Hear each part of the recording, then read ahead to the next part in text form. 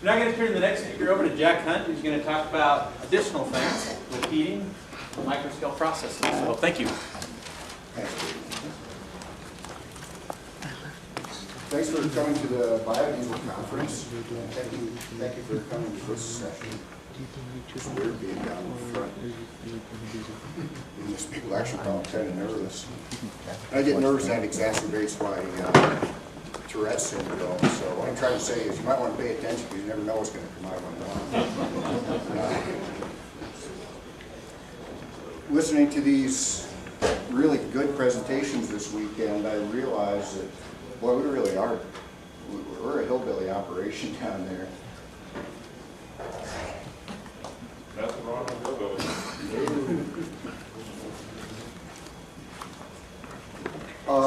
What I'm going to try to do is show you what our experience is with applying solar heating and how it's worked for us. Different people are going to have different experiences. Of course, it's much easier to produce fuel in the winter, and you've heard probably several different people talk about trials and tribulations of dealing with very cold oil and so on, difficulty making fuel in the winter. This makes it quite a lot easier. Hot oil, it says it is dry and is pumped efficiently. That's not really true. I don't know how dry it is quantitatively. It's drier than it would have been. Washing fuel definitely is easier and is more efficient. Everything is warm, the fuel is warm in the wash tank, the wash water is warm. Drying fuel is speeded up a lot. Normally it just dries right quickly if it's clean to start with, so it doesn't have soaps and contaminants in it that are holding moisture in it. Pre-treat is more effective. I'll talk about that later, especially if you want me to. Minimal heat is required for transesterification. If I were home this afternoon and stuck a probe thermometer into my tank, it would probably show about 120 degrees right now. Where are you located? Southern Colorado, it's a couple hundred miles from here. Obviously it's generally a pretty sunny place, but it's at 8,000 feet altitude, so it gets cold there. I mean, even on a summer night, you know, it cools right down. Fuel stored in the drying / dispensing tank storage, we never get very far ahead, it's all the same thing, is warm, which is good in the winter. At least it's not gel to start with. Clean wash water from previous batch is warm. If you do what I do and you do one more gratuitous final wash to polish the fuel, your wash water is still really clean. So I just leave it in my wash tank and it's nice and warm in there, and then I drain it out just before I put the next batch into the wash tank, and then I'll dribble or sprinkle that nice warm wash water in the carb for that batch.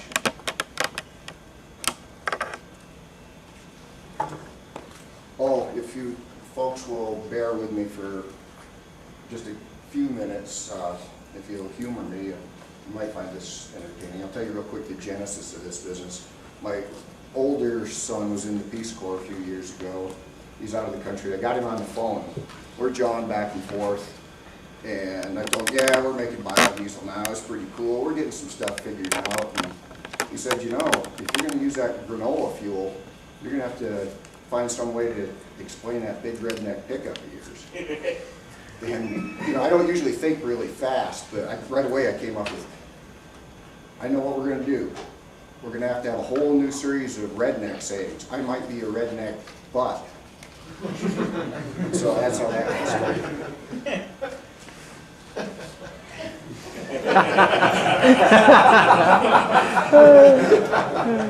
I could see.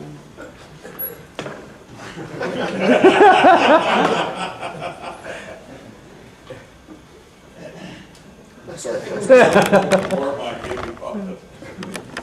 And I made myself refrain from putting anything really politically incendiary in here. Talk about it. Yeah, we can talk about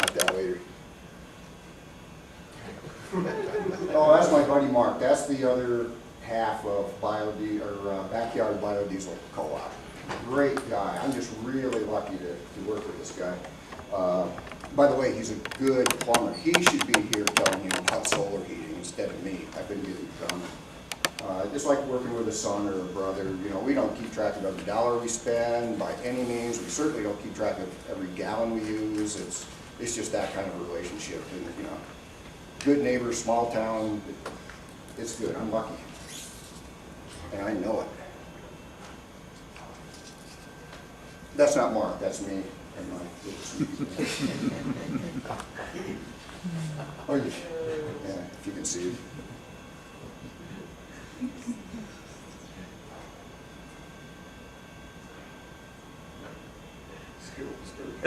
We killed.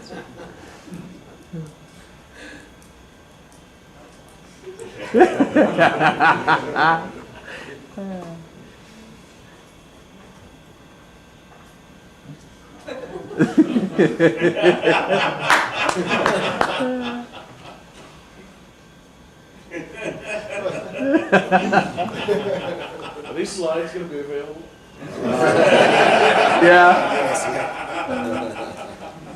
Need a card business on the side here. It's a dang vegetarian.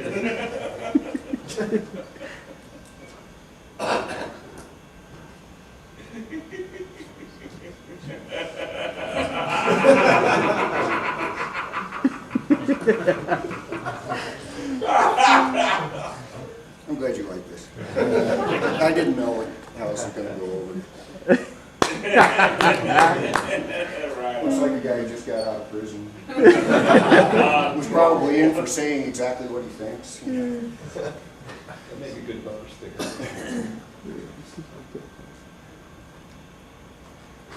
Wow, that's an old. This is just for moments. We had about 100 of these at some point. It's when you find time to make biodiesel.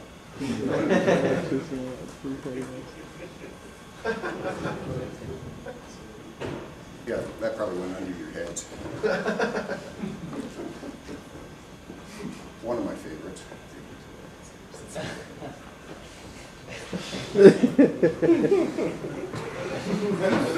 Okay, your full name is fatty acid methyl ester.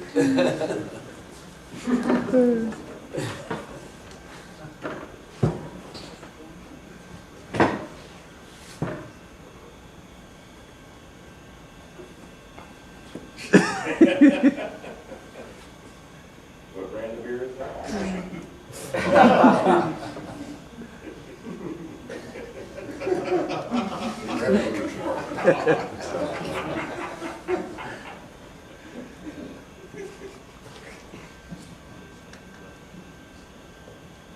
And I can't help but be honest, so I'm honest here. We didn't do much designing. Being honest is one of my weak points. We didn't do much design. We talked about it for 10, 15 minutes, changed our minds a couple of times, and then just tore into it. Now, for people who have experience with solar heating, it's going to seem really rudimentary. If not, you might find that what we did overly complex. But what it is as complex and as simple as it needs to be to do what we want it to.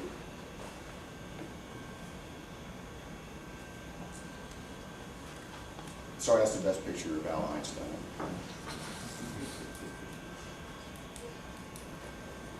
Everything should be made as simple as possible, but not simpler.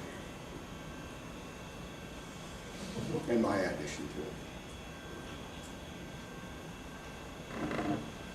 to it. Anybody ever tried this? Works really well.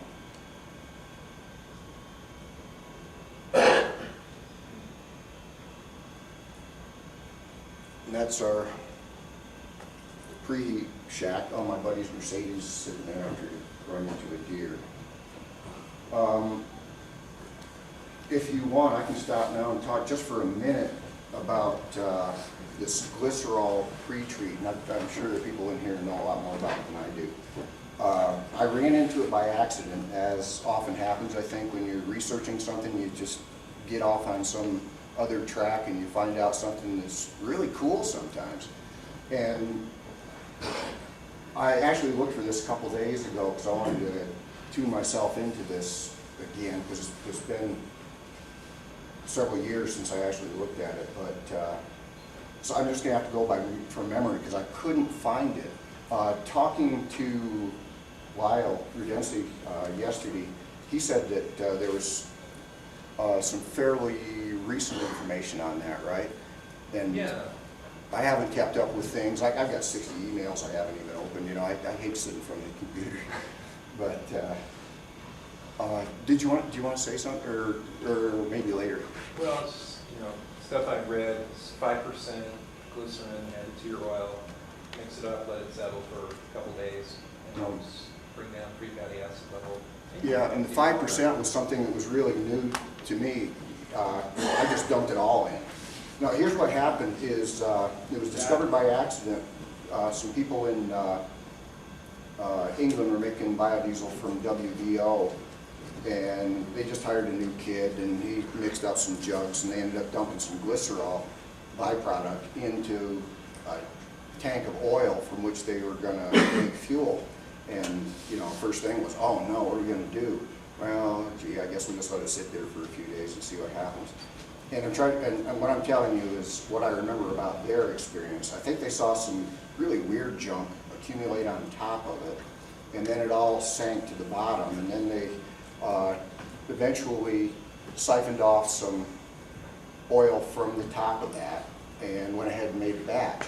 And it was a commercial outfit, so they sent it in for testing and whatever their version of ASTM is. And immediately, the guy at the lab called him and said, what's the deal with this fuel? It's had amazing cold flow properties. And I don't remember what it was, but the gel point was just way, way down. So that interested me, I thought, well, I better try that. Oh, and on those old postings, they recommended pumping the oil from the top of the tank rather than using a standpipe. And now I'll tell you what our experience with it has been. Oh yeah, they also said they thought it worked better, this pre-treat, to let it sit at kind of cool temperatures. Their shop happened to be like 50, 60 degrees Fahrenheit. They thought it worked better at those kind of temperatures. Our experience was it seems to work at somewhat higher temperatures. Also, a standpipe works just fine. Similar to the standpipe in your wash tank, it works just fine. And here's where I was somewhat scientific. I did a lot of titrations, and I found the FFA levels decreased by 30 to 50%. In other words, I was turning really bad oil into just bad oil. And we have to take what oil we can get. We can't be oil snobs down there. The other thing we experienced was the water content of the oil seems to be minimized a lot. We got to the point where we never did check for water. I was never able to check quantitatively for moisture content, but we just got to where we just didn't even check anymore. Heck, it's dry enough, let's make a batch, we're great. And I haven't checked until just a few days ago, and for reasons, because I've been getting really soapy fuel lately. But oh, and our experience, cold flow properties of our fuel is nothing to brag about. Hey, Jack. Yes, sir. I'm sorry. Is there a place where we can find some more information about the concept of adding glycerins to? It's described in the new B100 Supply Homebrew Guide, which is really quite good. And he's taken information that he's gotten from the farms that he feels has consistently worked for almost everybody. Sure. So it's a good. Do you know if the guy mentions where he was looking on the forums? I don't really remember, but you may mention that. I'm sure. I guess I'm just curious, I mean, if forums are still actively being posted, if I want to keep up with something. Oh, Biodiesel Infopop has a couple of threads on it. What's that? Biodiesel.infopop. Yes. That's where I originally found that, Great, yeah. okay. Go ahead. We've been doing this for about 3 months now. And I've taken oil that's titrated over 40. And my experience has been poor, and I've been pretty, I've had pretty good oil up until the last 6 to 8 months when, everybody's coming and having to make more oil. My experience is usually when you use oil over 40 and that, you'll lose 50% of it. We are experiencing a loss of maybe 10%, 12% from oil that was 40, 45. So in other words, something in what you do is you take whatever your mix was before, you take that virgin glycerin and you throw that all back into That's the way I do it, yeah. before. You mix it up and act as though you're processing it. You let it set. And the gut that comes out of there is really ugly. It's nasty. Now there's a couple of things that happen. Number one, you're using up what's left of the potassium that was in your glycerin. In addition, you're using the methanol. That, yeah, and I never really knew what was going on. I didn't know if there was some saponification going on that would actually use up the water in there and make soapy glycerol, or maybe a partial transesterification. I mean, we started at 130, 140 degrees. We bring off a little bit off the bottom. We add the glycerin, and then we pull that nasty stuff out, and that is now used up glycerin as far as we're concerned. And we're trying to do turn that into compost now. But once you've done that, then there's another step into the process now. We titrate a little bit, but it's now a process of going through. Then to get rid of the, because you're going to end up still with free fatties in there. And what you want to do is before you do your water wash, you want to take a sample of that, and the amount of water you're going to add to that, you want to shake it up so you get the mayonnaise. Then you take your hydrochloric acid, or you take your, what's the other acid? Sulfuric acid, and you add a drop to it, so you get a percentage. And the minute that breaks that emulsion, that's how much you want to add back to your process there, because what that will do is strip the potassium or the sodium away from your biodiesel and allow you to wash it away. And another benefit from that is you get to keep those free fatty acids as a fuel now. So it's, Maybe we can talk about that at lunch. That sounds really good. Some of what you're doing is exactly what I've been doing for the last 50 batches, and some of it's different. But we found, like I said, I did an argument one time with over 30, and I thought, no, I'll never do this again. And then we brought in this, it was gnarly oil. And we mixed that up and came out, and man, it was beautiful stuff. So just one more thing on our experience with that. It did seem to work better at warmer temperatures, but I'm not so sure how well it's working at 100, 120 degrees, which is how warm our pre-treat tank is from the solar heat. So yeah, there's a lot of stuff. There's always stuff you haven't got figured out. But let's see. Yeah, let's move on. Jack, can I ask you 2 quick questions? Sure. Do you use the 5% pre-wash? I did. And does that glycerol work because it has water in it? Yeah, I had no problem with the glycerol. Yeah, the water glycerol works for the pre-treat. Okay. Yeah, I had no problem with that at all. It might have worked better. Okay. And there's just a couple of reasons I quit doing the pre-wash. One, I can make bigger batches. I make another 2 gallons. And also what I'm doing with my actually recycled glycerol, I don't want it to be watery. And we've done different things. We used to get our methanol from a outfit that had a racetrack, and he would actually cut us a good deal on the methanol because he wanted our glycerol. He'd mix it in with the water and sprinkle it on the track. And you'd think I'd just be slicker than snot, but I don't know, he liked it. But now it goes to somebody else who burns it in one of those waste oil heaters, and I don't want to give them watery glycerol. So that's the main reason we quit doing it. And then if you put like your 5% in, you get 6-7% back out when you drain it? Oh, After you put, for your, you put your glycerin back in? yeah, or let's say I don't do 5%. I just dump it all in, or actually, you know, if you can kind of sprinkle it in, and then I stir it, get it mixed up really well. But, so I just put it all in. So say I've got 7 gallons of glycerol I put in, I get about 7 back out. Okay. And I just drain it down until it's just below the standpipe, and then I can move it from there into the processor. Thank you.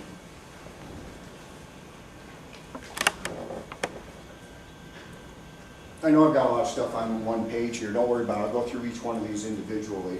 And don't worry too much about terminology. Solar collectors, sometimes called thermal panels, several different types of valves, copper tubing and fittings just to plumb everything together. High-tech tubing and fittings, and that's what the heating coils are made from. And it's, you can pass this around if you want to. It's rated to, I don't know, something like a couple hundred degrees Fahrenheit. I really don't know, and I don't know what pressure it's rated to. They use it in Infor heating systems. It's flexible, it's tough.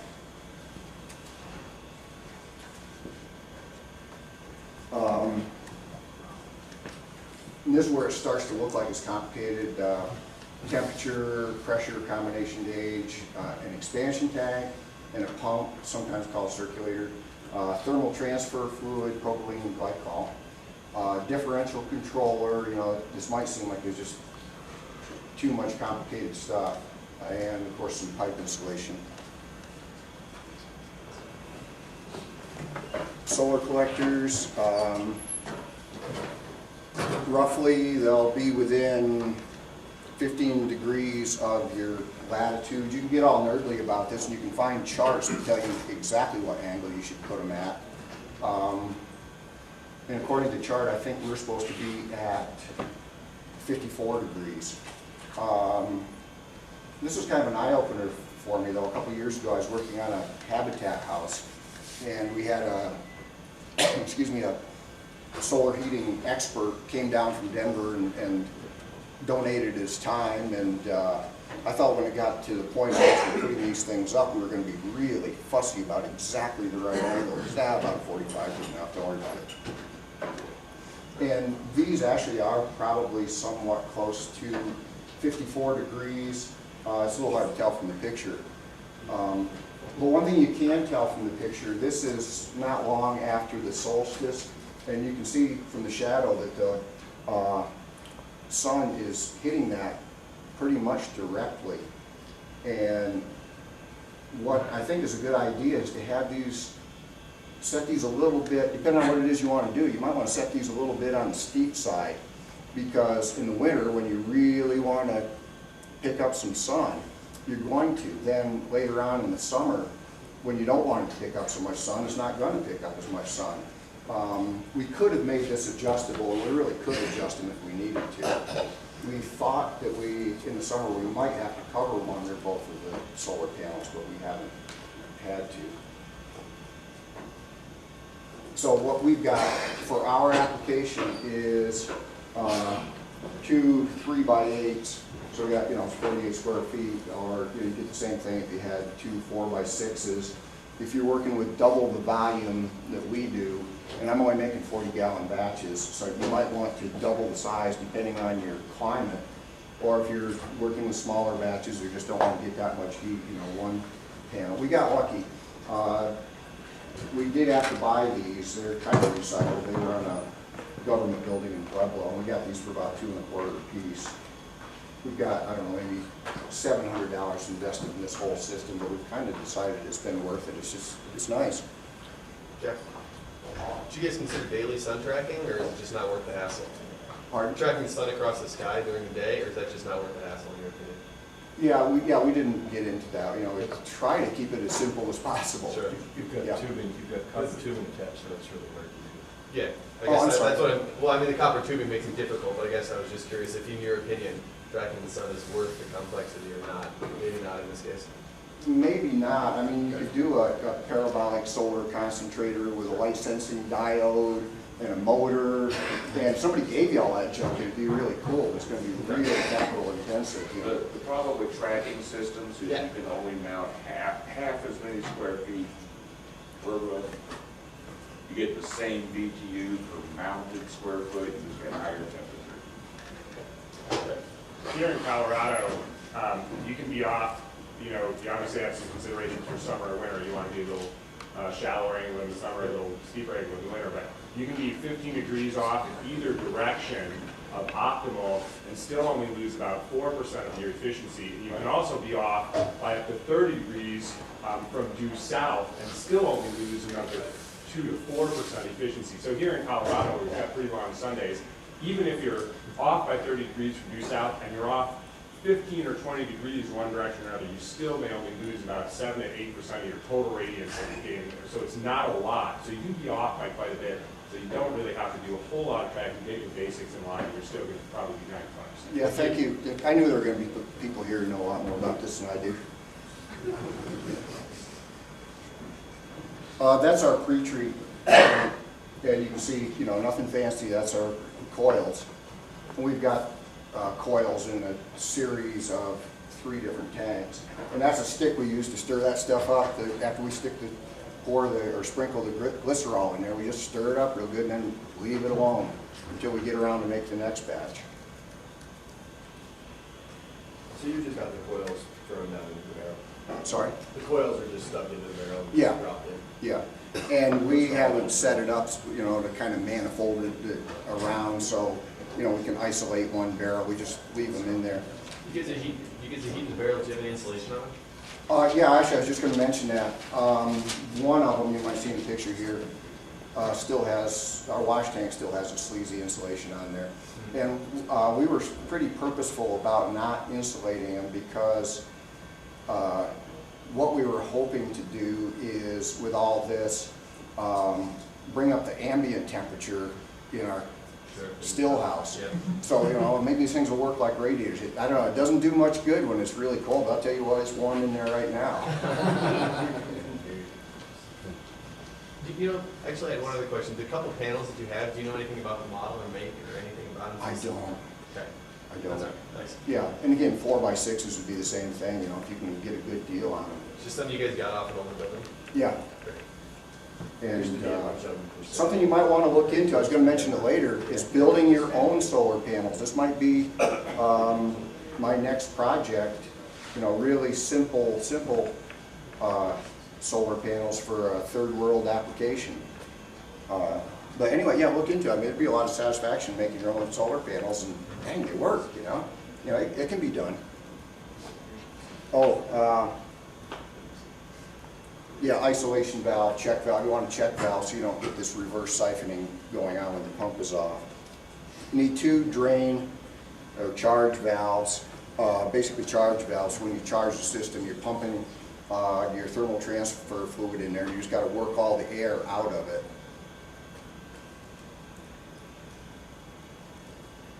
That goes at the very top of the system.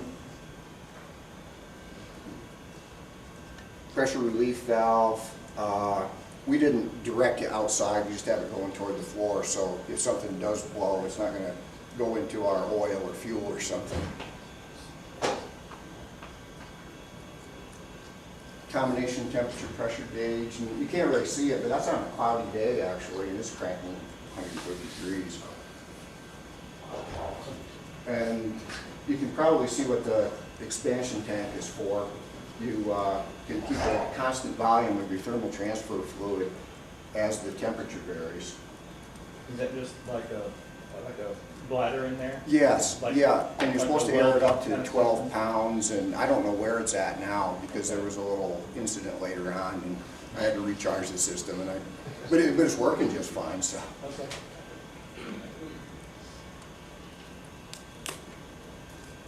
Pump, also called circulator.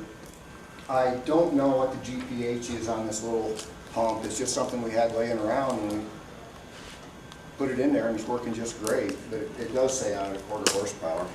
So for this, you don't need a very big pump for this kind of a system. Oh, yeah. I was kind of tickled with this. It was actually my opportunity to fix my buddy's screw up instead of the other way around. I went out there one morning, cold. It was cold enough. It was a cold morning. Yeah, I'm being careful here. Keep that Tourette's under control. I went out, it was just a really cold morning, after a very cold, 20 below night. And I don't think of myself as being really observant, but sometimes I just see things like, boy, your tires are wearing unevenly. What's the deal with that? And I walked out there and I saw the tube that connects the two solar panels. It just didn't look right. It was kind of bowed up. I wonder what the deal is. And I can't remember what I did first. I probably went inside to see if everything looked like it was right, and the pump wasn't running. And I figured out later what my buddy had done is the night before, he unplugged the pump, and we didn't have it hardwired in. He unplugged the pump to plug in a drill press or something for a few minutes, and forgot to plug it back in.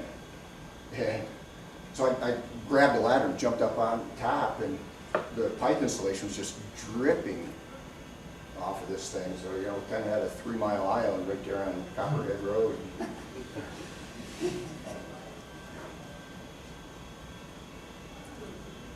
And I had to redo my nice job of all the pipe insulation, and I had to recharge the system. Dang, it was cold. Do you use an antifreeze or? Yes, yeah, I'm getting to that right away. Yeah, propylene glycol. Yeah. So yeah, it didn't freeze. So that didn't happen anyway. Yeah, it was just way overheated. I wasn't even worried about it freezing. Oh. That's what the problem was. It was hot, which can show you why for this kind of system you need a pump. It's not going to happen by itself. So did it go through your overpressure valve like on a hot water heater? Did it blow up there, I don't or? think it blew there. I'm not really sure why I even had to recharge the system, but I honestly don't It remember. was just hot up on top, it wasn't hot down below. Yeah, we must have lost some of the fluid somewhere. I don't remember, honestly. Okay. But I don't think the pop-off valve blew. I don't know. What are you using that material?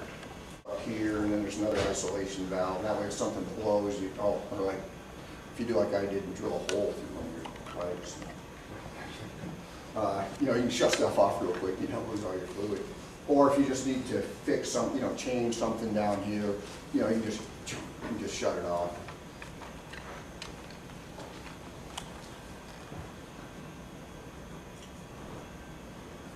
The wiring is very simple. There isn't anything to it. The important things are just where you put your sensors. The high temperature sensor at the hottest point at the outlet of your solar collector or array of collectors. And then your storage sensor, and if you're looking at the directions that come with your differential controller, they say at the bottom of the storage tank, and that's for a water heating system for domestic hot water or something. We had to experiment around a lot where to put that sensor to make things work right. We tried on different pipes here and there, and where it's at right now is just a piece of pipe stuck in the pre-treat tank, and the sensor is clamped to that, and it's working pretty well. We could probably improve on that, but it works okay. So yeah, this takes some experimentation, that part.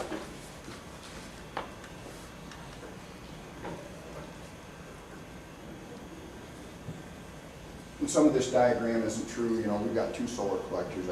I just simplified that part. And this part isn't true, and I wish it were. Picture this, one of those little 15-gallon plastic drums, and have some heating coils, have the bottom cut out of it, and plumbed up with a drain on the bottom, a nice little ball valve or something. Heating coils in it for your wash water. It's nice and warm for you. You just dribble it in there with a hose ahead of time, and then you've always got this nice warm wash water ready to go. And we don't have a place to put that, and but that might be something to think about if you're going to do anything at all like what we're doing. So you're just running Kitech successfully like in a coil at the bottom of your barrels, and then just running it into the next barrel? And Yes. Basically, you're making your own heating coils out of Kitech. Yes. Yeah, and you can see it in that one picture there in the pre-treat barrels, just kind of coiled in there, mostly in the bottom of it.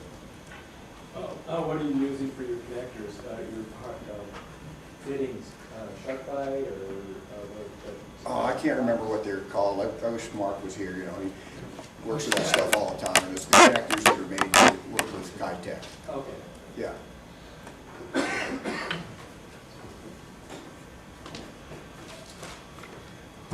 Other options, I don't claim to know anything about this stuff. There's just some possibilities. You know, we already talked about the parabolic and focus concentrator, and you need a licensing diode, and what you'd end up with is a technological phototropism, you know, just follow the light. Open loop direct system, that probably doesn't apply because it's for tropical climate. I actually don't know much about closed loop drain back system. It would be somewhat similar to what I've got, but it drains down, but you'd need a pretty burly pump to get everything back up in there again. So yeah, it wouldn't be much different from mine. And we just went ahead with the thermal transfer fluid and smaller pump.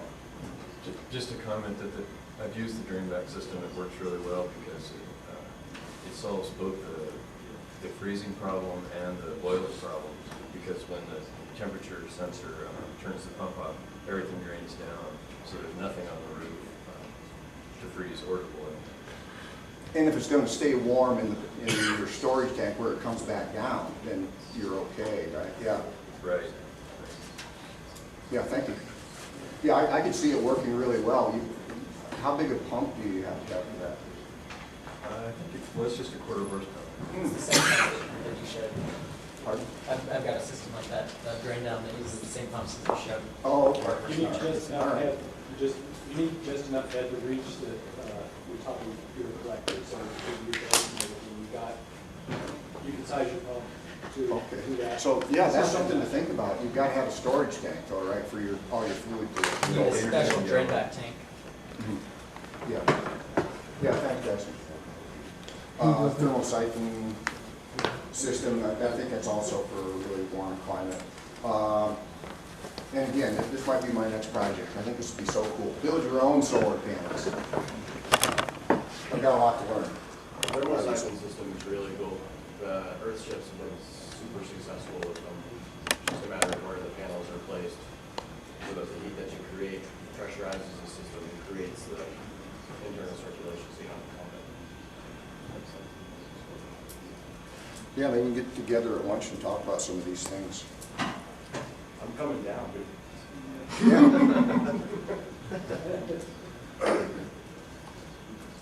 Yeah, methanol recovery, and I'm not going to discount people doing methanol recovery. I think it's really good, it's important, and if you're good at it, cool. I was doing methanol recovery a year ago, and it worked. I was recovering methanol pretty well. And I was using it also in conjunction with this Graham-Laming one-day process. Trying to remember how many hours they have in a day in England. I've been there. I think it's 24, but it's like the pints in England are bigger than pints here, you know? But yeah, there's no way it's going to happen in a day. But what the theory is, and people have got this to work. I didn't. But the theory is, if you, after separating your glycerol, so you don't reverse the reaction, you distill methanol out, the excess methanol out of your fuel, soaps will just drop out. You don't have to wash it. So I was really interested in this. You don't have to use water. And I gave it a good try. I'm not sure what I did wrong. We built our own Venturi, so we pull a vacuum on the processor, and our Venturi sucked, which is what Venturis are supposed to do. You know, so I think I had everything plumbed together. I just never quite got it to work, and I was getting soaps dropping out. But you know, I'm pretty fussy what goes in my vehicles. So you know, I thought, well, I'm going to try washing this and see how much more of this junk I can get out of there. And I realized I'm going to have to wash this anyway. And the whole deal to me was very energy intensive, very time intensive. I did have a good little still that I built out of junk. And I was able to actually simultaneously with the condenser I made, I could distill out of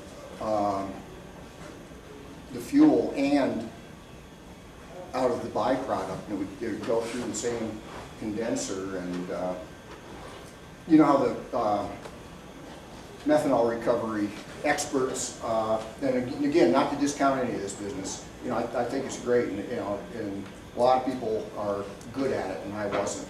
But you know, they have names for their condensers. You know, there's the tall boy and the fat man and the burly girl and stuff like that. You know, I had to have a name for mine. So.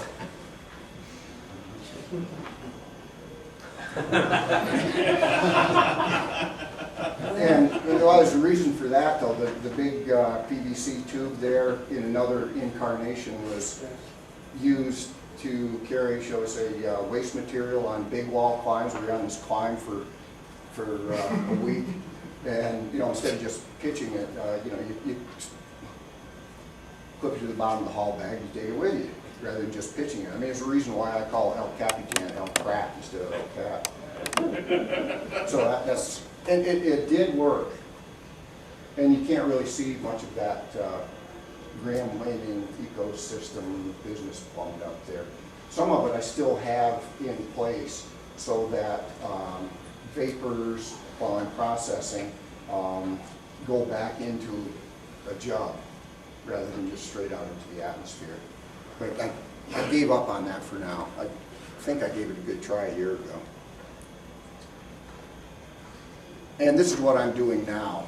I'm trying to tweak down the amount of methanol I use. And until the batch, I haven't tested the most recent batch, but the batch I drove up here on, until that batch I was getting consistent conversion success doing the 27.3 test. Just every batch I was good until that batch. And I'm not really sure what's going on, but it might have something to do with the fact that I was finally just under 15% methanol. And separately, or maybe not separately, I'm making really soapy batches lately, and I haven't figured that out yet either.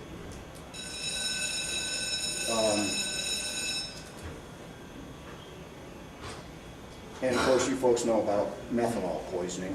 Be careful. Go have a drink. Yep. I try to be proactive about it. I'm sticking with the other kind of methanol recovery. I stay ahead of the game, and I've never had a problem.